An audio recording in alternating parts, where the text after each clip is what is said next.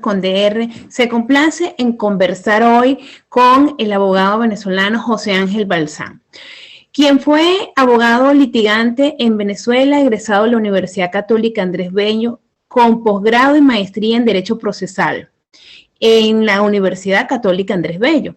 José Ángel ha obtenido múltiples diplomados y doctorados en Derecho en la Universidad de Salamanca. También cuenta con una especialización en Educación Superior, mención docencia universitaria.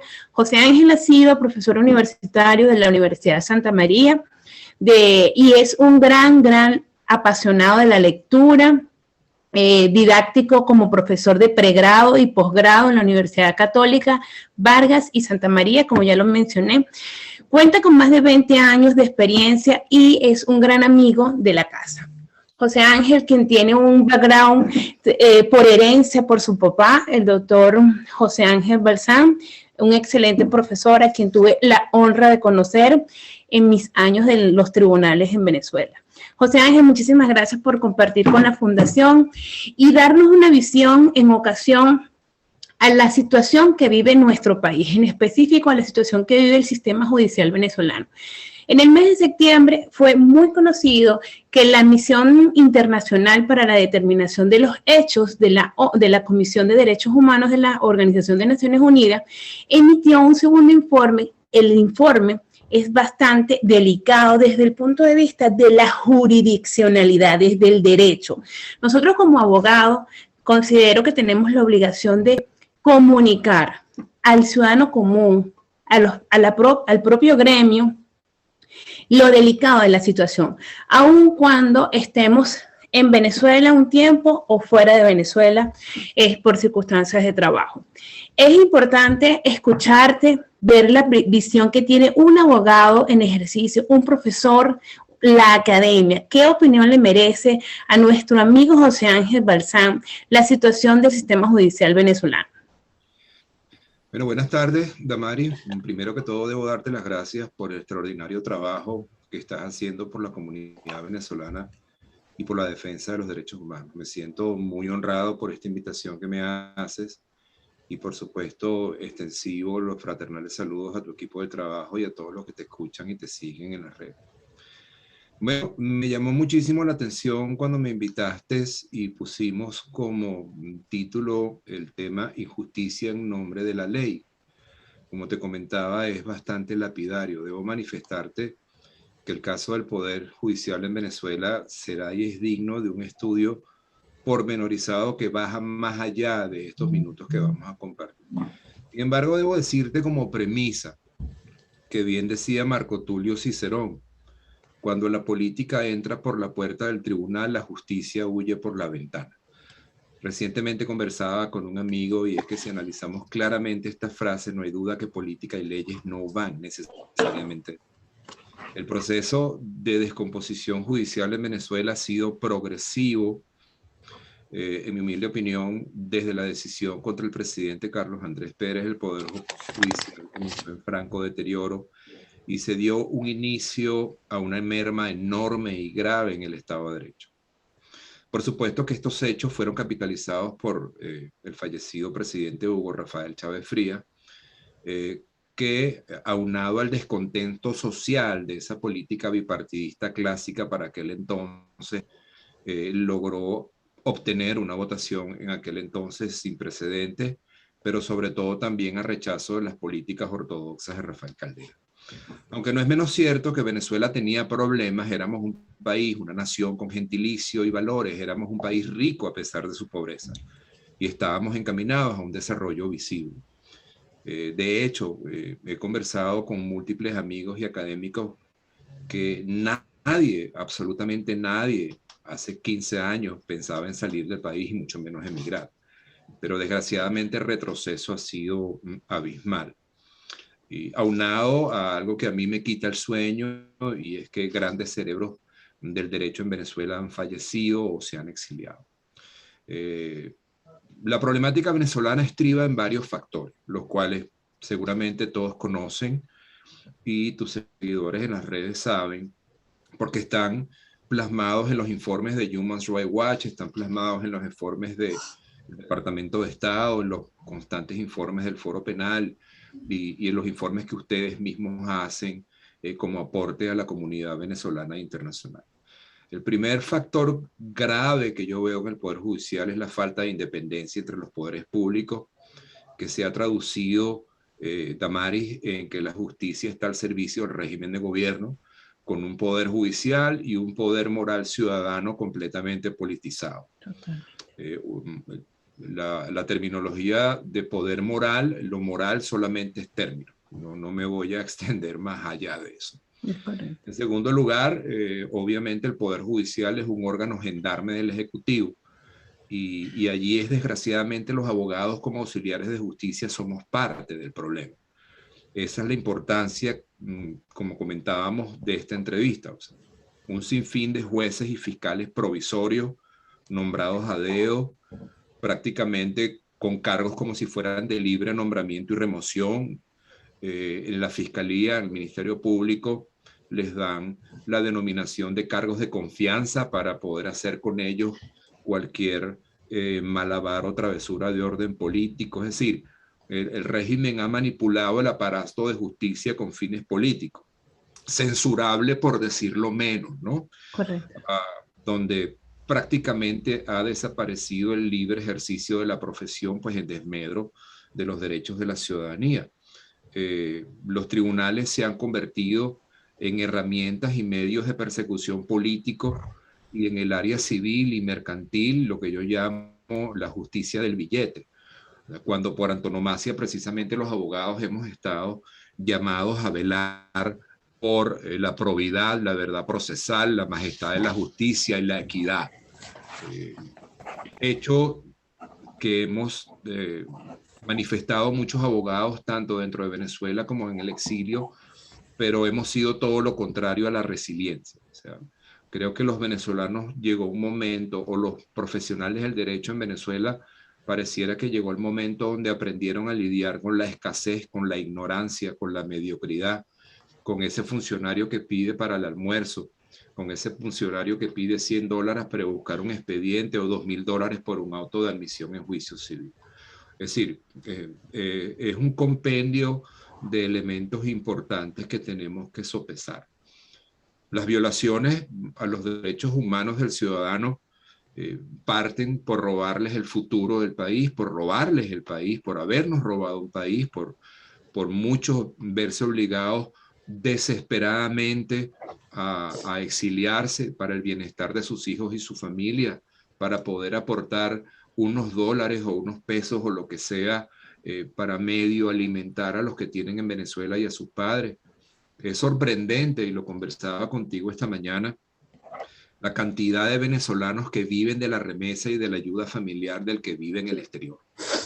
Es realmente lamentable. Los delitos de lesa humanidad y todos estos crímenes que el régimen ha perfeccionado se ven reflejados, Damaris, en la tristeza del venezolano que desesperado entra por las fronteras huyendo de un régimen opresor. Aquí en nuestras oficinas, en Miami, en Florida, lo vemos constantemente, gente desesperada que sale de Venezuela y entra de manera legal o entra por la frontera y se acogen a asilos y a protecciones humanitarias por la desesperación de no poder vivir más, ¿no? Todo esto aunado a una serie de factores y ruego me dispensen la vehemencia en un país donde hay incertidumbre jurídica, donde haya una ausencia de servicios básicos, donde la alimentación es escasa o hay una imposibilidad material y económica de conseguir el sustento diario, una salubridad prácticamente nugatoria, sin medicamentos accesibles, un país que se está quedando con personas muy adultas, donde los ciudadanos están condenados a no tener hospitales y a una desesperanza prendida. El venezolano desafortunadamente siempre ha sido un hombre y una mujer y un joven echado para adelante, pero todas estas inducciones que hace el gobierno a frustrar a la sociedad venezolana ha llevado, como te dije, a esta desesperanza prendida. mientras que un porcentaje mínimo de la sociedad venezolana vive en lo que yo llamo el espejismo de los bodegones. Pareciera que como llegaron los bodegones y se puede pagar gasolina en dólares y en bolívares o con la tarjeta de la patria o como la quieran llamar, entonces hay como una falsa sensación de que en el país todo está normal. Es decir, en un país donde los factores más importantes que deben funcionar en una sociedad están distorsionados y desproporcionados, la realidad se torna igual de bizarra. Por eso es la indignación de muchos venezolanos que no tienen manera de acudir a las instituciones de protección ciudadana a pedir resguardo de los derechos humanos, donde el fiscal general de la República, el procurador y todas las instituciones de gobierno son cómplices silentes de las más grotescas y vulgares violaciones a los derechos humanos, civiles, políticos, laborales, y pare usted de contar. Los abogados hemos estado siempre llamados a proteger el Estado de Derecho, la constitucionalidad, y cada vez que nos subíamos o nos subimos al estrado en muchas oportunidades o enviamos escritos, nos damos cuenta que los intereses en lo absoluto pertenecen ni a la justicia ni a la equidad. El régimen, además, cuando uno levanta la voz, y tú eres una testigo excepcional, cuando se levanta la voz, se criminaliza la protesta y la disidencia.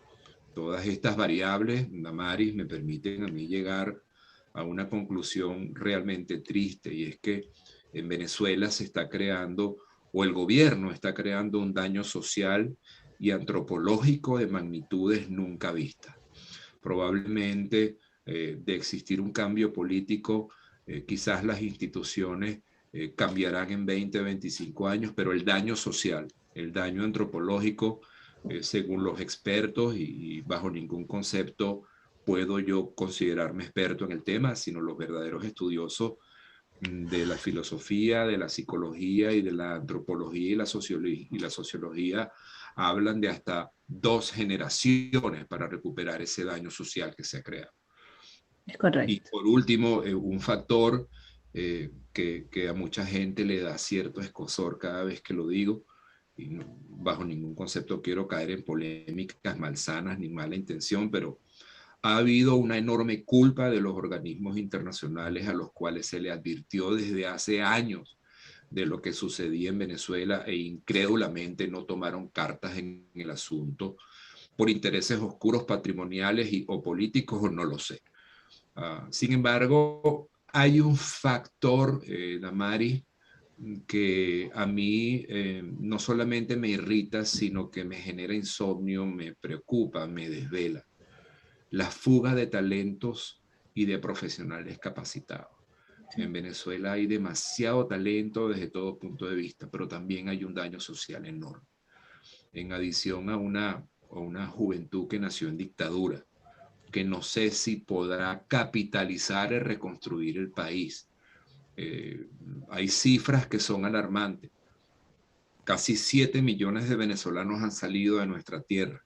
Estamos hablando cerca de un 20% de la población venezolana. Es digno de una alarma internacional. Sí, señor. Sí, fíjate, la semana pasada tuvimos una entrevista con una ex juez venezolana y el comisario Simonovi.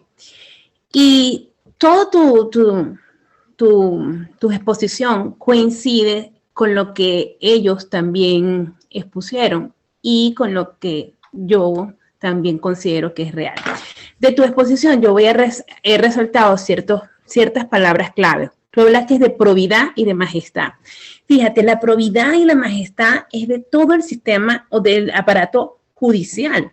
Correcto. Y entonces, a mí, curiosamente, del informe, el informe se enfoca únicamente en el aspecto del sistema penal venezolano, obviamente, porque el sistema penal venezolano es el que ha sido utilizado reiteradamente contra opositores y contra personas que tienen una posición política distinta a la del régimen de Hugo Chávez y hoy de Nicolás Maduro y sus acompañantes.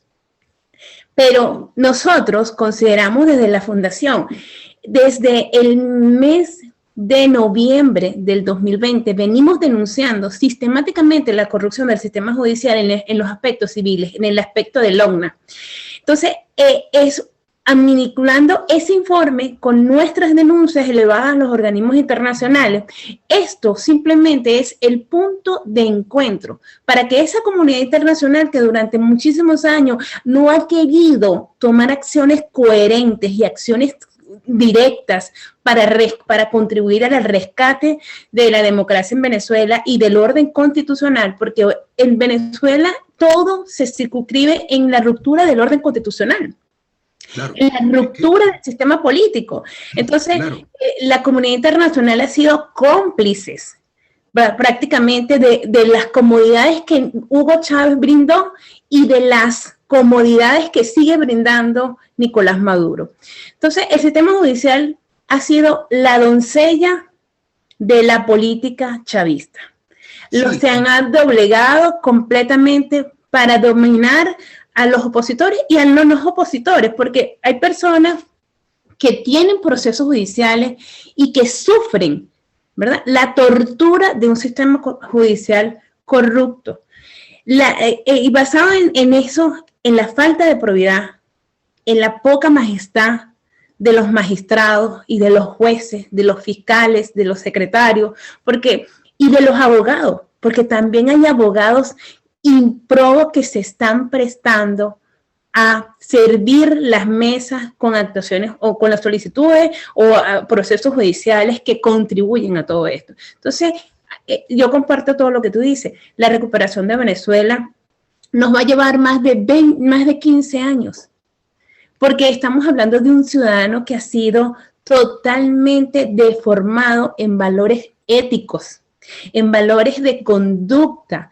Y nuestra visión con este tipo de conversaciones es hacerle ver al ciudadano de que no vamos a poder tener un derecho si no cumplimos con un deber, porque es un deber ciudadano participar activamente en las políticas de tu país, estés en donde estés. Entonces, muy duro el informe, muy dura tu testimonio, tu opinión de carácter jurídico. Un abogado, un ex profesor de la universidad, de 4 universidades, es muy duro.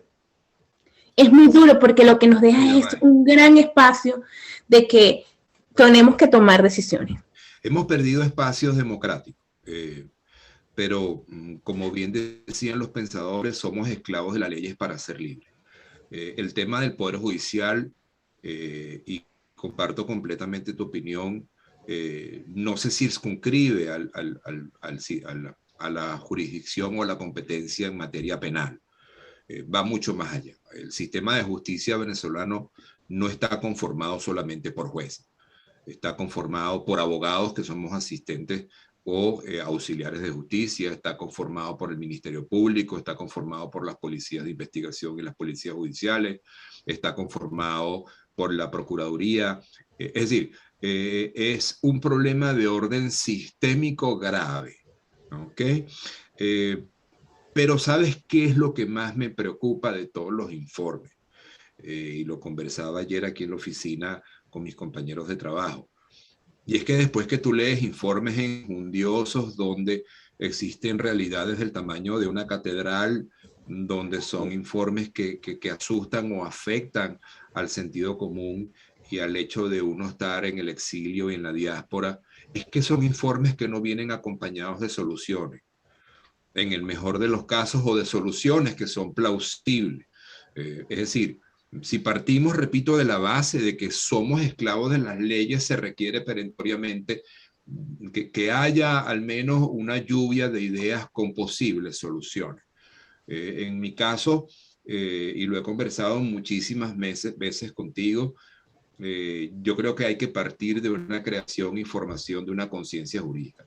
En Venezuela vivíamos en una constante lucha de reformas y nuevas leyes, pero no atacábamos la conciencia del ciudadano. Exacto. Y allí los juristas y los abogados cometimos un craso error. Ahora, pues nos ha quedado refundar y reconstruir y elevar nuestras voces para que esto no vuelva a suceder. Iván Simonovic, a cual le tengo un profundo respeto, comentaba en una de las entrevistas, es que la enorme enseñanza del caso Venezuela es que este caso no se puede repetir en ningún país. Reconstruir el sistema de justicia, así como la industria petrolera y la economía, debe partir de ganarse los puestos por méritos académicos. Deben existir nuevamente, apegado a la constitucionalidad y a las leyes especiales, los concursos de oposición para magistrados, los concursos de entrada para funcionarios públicos para que hagan carrera. Deben respetarse los designios y los juramentos profesionales. Los nuevos profesionales deberán ser formados con mayor criterio de responsabilidad ciudadana, además. Correctamente. Donde se erradique el mesianismo, el inmediatismo y la viveza criolla, que probablemente sean tres de los pecados capitales que nos han llevado a donde estamos hoy en día. Reconstruir un sistema educativo libre de adoctrinamiento político y de credibilidad, con moral, con ética, con respeto por nuestro país. Los venezolanos que hemos aprendido a querer más nuestro país en el exilio, pareciera que no le dábamos la importancia cuando estábamos dentro de Venezuela. La educación es fundamental desde la casa, pero también hay que diseñar un plan macro con maestros y docentes calificados, pero que, por Dios, que tengan salarios dignos, claro, que tengan salarios enormes, con la responsabilidad de formar el futuro del país. Aunque pueda sonar muy rudo, Damaris, aunque algunas personas quizás podrían estar un tanto molestas con lo que yo podría decir ahora, lo que voy a decir, tenemos que seguir apoyando a nuestros líderes democráticos de oposición. El problema de la oposición, sea buena o mala, es harina de otro costal, pero tenemos que seguir apoyando a nuestros líderes de oposición. Son nuestra herramienta, no solamente jurídica, sino democrática. Los derechos están para ser ejercidos y ellos están haciendo trabajos titánicos, probablemente no todos, pero estoy seguro que la mayoría está haciendo trabajos titánicos, y muchos de ellos están hasta jugando la vida, quedándose en Venezuela, peleando por el futuro de una democracia. Fíjate que yo voy a completar, y disculpa que te interrumpí, voy a completar en eso. Los políticos de oposición en Venezuela, sin emitir opinión de su actuación o no, o de la etapa en la lucha por recuperar espacios en Venezuela, porque eso es muy importante. Saber qué espacios es los que tenemos que recuperar. Perdimos demasiados espacios de orden político y perdimos demasiados espacios en el sufragio en Venezuela. Exactamente. El ciudadano no debe perder, no debe sentirse perdido, derrotado. ¿Por qué? Porque el secreto de hacer que estos políticos, que son los que tenemos, buenos, malos, regulares, funcionen y cumplan con esa función que ellos se han adjudicado y que de una forma u otra se inició con una legalidad, es que usted esté donde esté, yo y todos nosotros ejerzamos nuestros derechos. Hay que hacerle presión ciudadana a cada uno de los políticos. Esa es parte de la responsabilidad ciudadana de la que te hablo. Completamente. Y no es Twitter y no es Instagram. No. Es la verdadera presión ciudadana. Aquí en los Estados Unidos se puede presionar a través de los senadores, a través de las organizaciones internacionales, con todos sus defectos, a través de las cancillerías. ¿Por qué? Porque ellos a su vez se van a sentir presionados. Porque la única forma que nos queda es la presión social, sí, ordenada. Sí, ordenada. Las redes sociales no son el derecho, no son medios ni procesos para poder obtener el resultado de una situación que se encuentre en conflicto. Eso lo tenemos que establecer, pero sí organizarnos para que a través de autoridades legítimas, aun cuando no sean de Venezuela, puedan ejercer presión en cada uno de estos políticos. Es un tema de concientización, Damaris, y yo estoy completamente de acuerdo contigo. O sea, debemos apuntalar todos los esfuerzos a reconstruir y refundar una responsabilidad ciudadana. Hay que hacerle llegar a la comunidad venezolana, tanto la que está en el exilio afuera y como la que está dentro de Venezuela, que cualquier ciudadano mañana puede ser un Franklin Brito, puede ser un Iván Simonovic, puede ser un Fernando Albán, puede ser un Roland Carreño, puede ser un Lázaro Forero y un largo etcétera. Cualquier juez puede ser Afiuni. Cualquier ciudadano, estudiante, disidente, opositor puede ser el próximo preso político o el próximo político preso, que va a ser el trofeo que va a exhibir grotescamente el régimen y que van a intentar utilizarlo como una pieza de ajedrez de negociaciones oscuras. Un tema grave que conversamos, a pesar de que tú muy bien sabes que yo y el derecho penal no estamos de la mano. En mi área siempre fue el litigio civil y corporativo. Hoy en día cualquier abogado y ciudadano con esta reforma del Código Orgánico Procesal Penal puede ser enjuiciado en ausencia. Completamente. Estamos hablando de que ya llegamos a niveles de control social absolutamente lícitos. Y desafortunadamente, en virtud del fenómeno de hegemonía comunicacional, los medios de comunicación no convencionales para el venezolano prácticamente son las redes sociales. Yo sí pienso también que hay que formar campañas en las redes sociales responsables y serias. Las redes sociales no son solamente para mandar chistecitos, que te estás comiendo un helado, estás almorzando, cenando con la familia.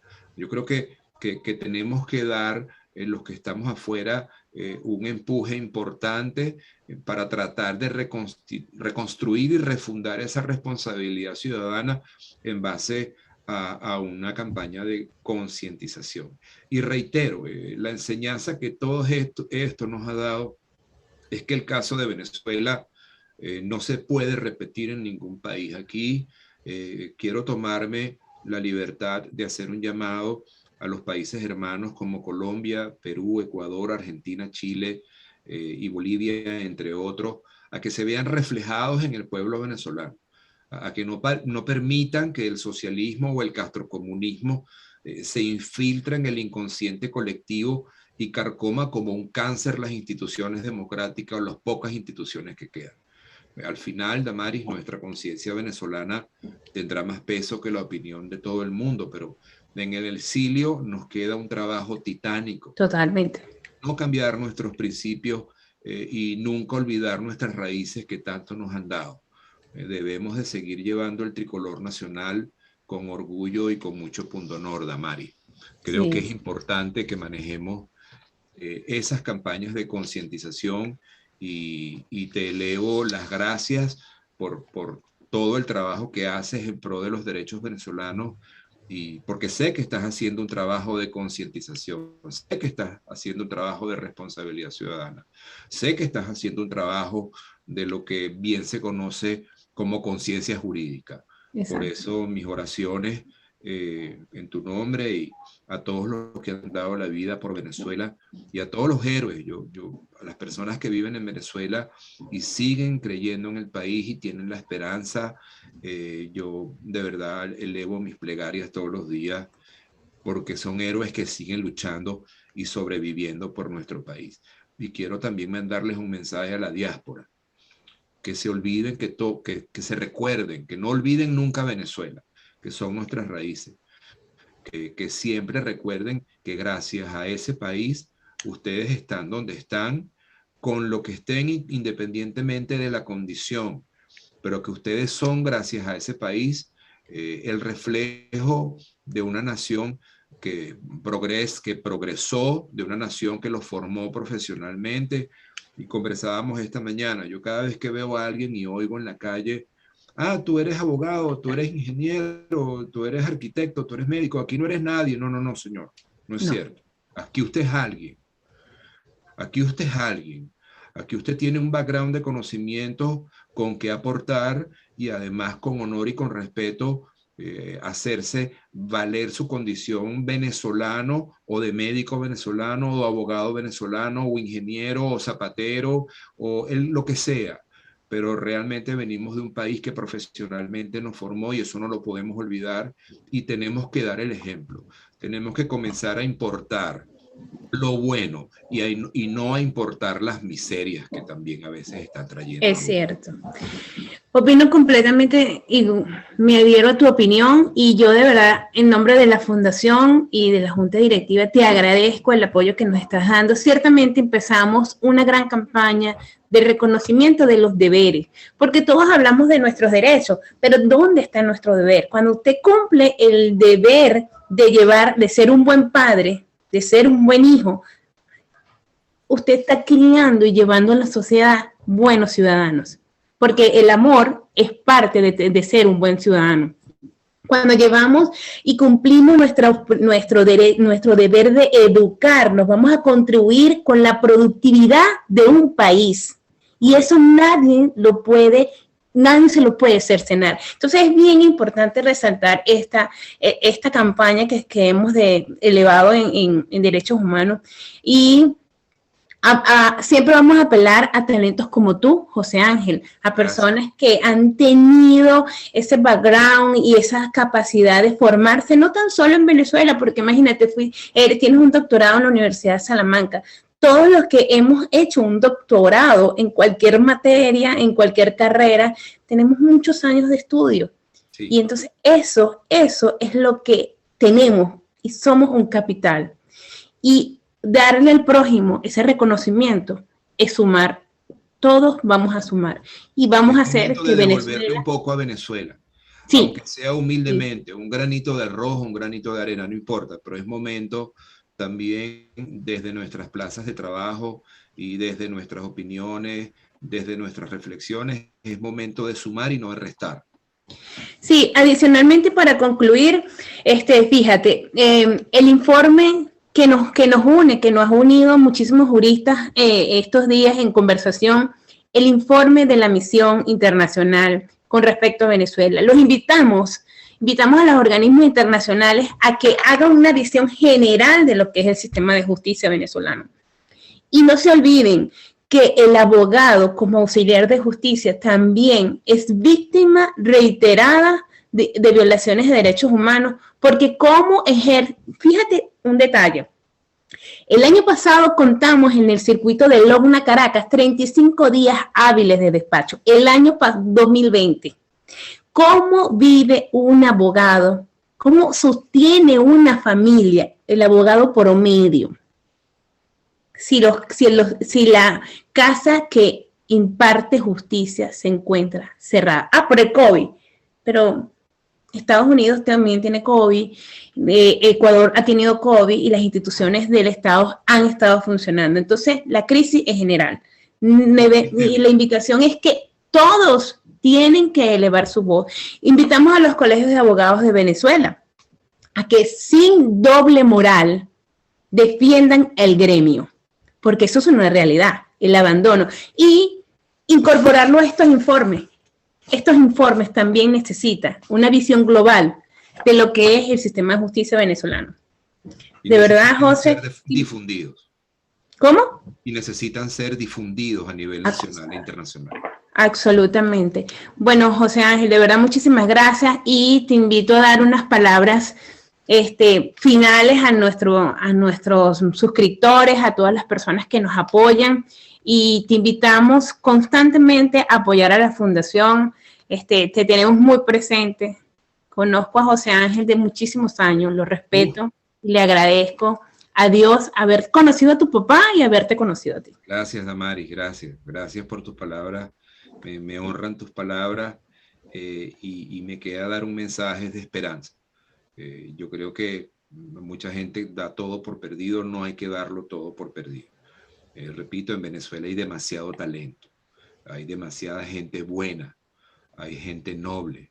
Venezuela no es un país de gente mala, como pretenden hacernos ver internacionalmente que todo el que tiene éxito en el exterior es porque es un enchufado o porque tiene contactos. No. Venezuela es un país, es en esencia un país de gente noble, de gente sana, de gente buena. Repito, importemos lo que conocimos, la educación y la formación que tuvimos en Venezuela. Yo recuerdo a Venezuela como el país más hermoso del planeta. Para mí no existiera un país más hermoso que Venezuela. Por razones que tú y yo conocemos, no puedo ahorita estar en Venezuela ni acudir a Venezuela, pero para mí yo tengo los recuerdos de Venezuela más hermosos. Y les dejo un mensaje. Desde el primer día, el día 1 que yo llegué, puse en la puerta principal de la entrada de mi casa una bandera de Venezuela, por supuesto la de 7 estrellas. Exacto. Mi hija cuando la vio me dijo, ay papá, qué linda se ve la bandera. No, hija, no la puse ahí para que se vea linda, la puse allí para que cada vez que salgas a la calle te recuerdes de tus orígenes, de dónde vienes, que eres una venezolana de pura cepa, ¿okay? Y que afuera usted tiene que dar el ejemplo también a la comunidad latina, y que tiene que dar un ejemplo de inteligencia, tiene que dar un ejemplo de ser una persona correcta, honesta, proba. Para eso está la bandera. No, la bandera no es para salir a caminar para las marchas y no es otra cosa. ¿Okay? Eso es un símbolo. No, la bandera tiene que tener un sentido de pertenencia. Tenemos que volver a creer en nuestro país y a creer en nuestra gente. Y creo que desafortunadamente, por todos estos procesos inducidos del gobierno de desesperanza aprendida, la gente ha perdido la esperanza y ha perdido el creer en los demás. Creo que, repito, Venezuela es un país de gente noble, de gente sana. No todo el mundo son los personeros del gobierno.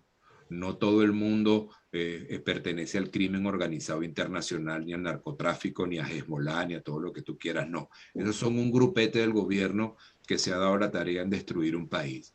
Pero la nación venezolana, el venezolano, es un hombre sano, es un hombre noble, es un hombre bueno, es un hombre trabajador.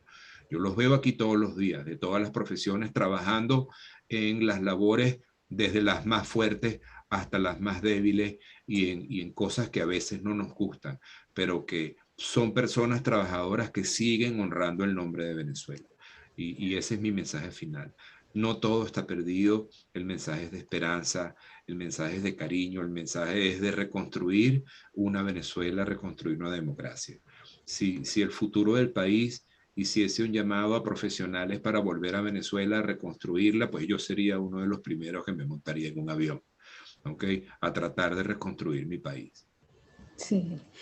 Bueno, sí, ciertamente, tienes toda la razón. Yo puedo concluir que desde Derechos Humanos los ciudadanos tienen un sitio en el cual pueden acudir y hay un gran pedazo de Venezuela aquí. Venezuela yo la llevo en mi corazón. Yo soy extremadamente sensible con el país, con mi profesión. La amo y la respeto. Por respetarla, he elevado muchas acciones contra el gobierno de Venezuela y otros gobiernos que han lesionado a nuestros hermanos venezolanos. De verdad, muchísimas gracias, José Ángel. Bendiciones. Y a todos ustedes, recuerden, cuando conocemos nuestros derechos, tenemos muchas más posibilidades de vencer la ignorancia de las políticas que persiguen es la pobreza humana. Porque todas estas políticas lo que requieren es el dominio de nuestra voluntad. Entonces vamos a educarnos un poquito, vamos a aprender nuestros derechos y vamos a defenderlos. Muchísimas gracias y que Dios me los cuide y me los bendiga. Amén. Dios me los